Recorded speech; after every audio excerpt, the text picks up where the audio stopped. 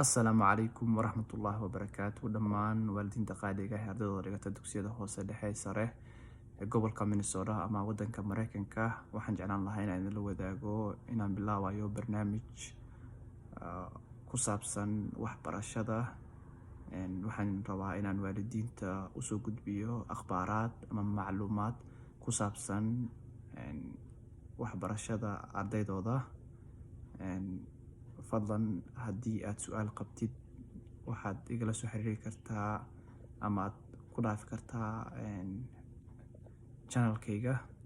Waxaana jeclaan lahaa in aan waalidiinta la wadaago macluumaadkii ugu dambeeyay. Aniga waxaan kasoo shaqeeyay degmo ka mid ah degmada gobolka Minnesota, waxaana ka ahaa isku xiraha waalidiinta iyo macallimiinta. Waalidiinta badanaa la soo shaqeeyay way garanaysaa.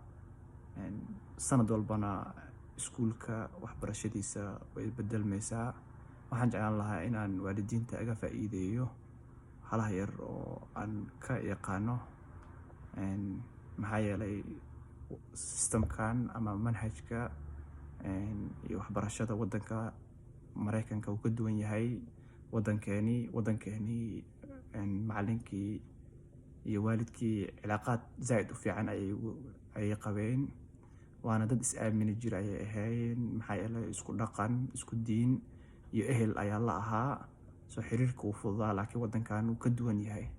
waddankan macallinkii iyo waalidkii waa isla xisaabtamayaan. waalidkana waa qofka kali oo u doodi karo oo xaqna u lahaa inuu u doodo waxbarashada ilmihiisa.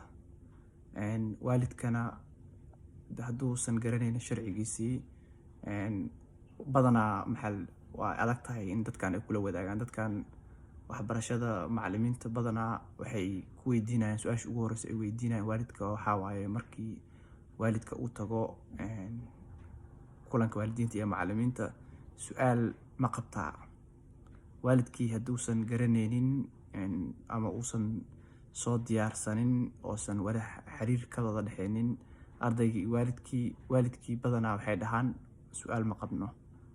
midaasna waxay caddeynaysaa macallinka in oo waalidkii iyo macallinkiiba waalidkii iyo ardaygii inaysan cilaaqaad ama xiriir fiican aysan lahayn. laakiin haddii waalidkii iyo caruurtiisa ay xiriir fiican wada leeyihiin, waalidka qasab waa markay ugu yar tahay 1 mise 2 su-aal ayuu qabaa uu macallinka weydiinayo. waxaan insha Allah jeclaan lahaa inaan channelkan aga faa'iideeyo waalidiinta.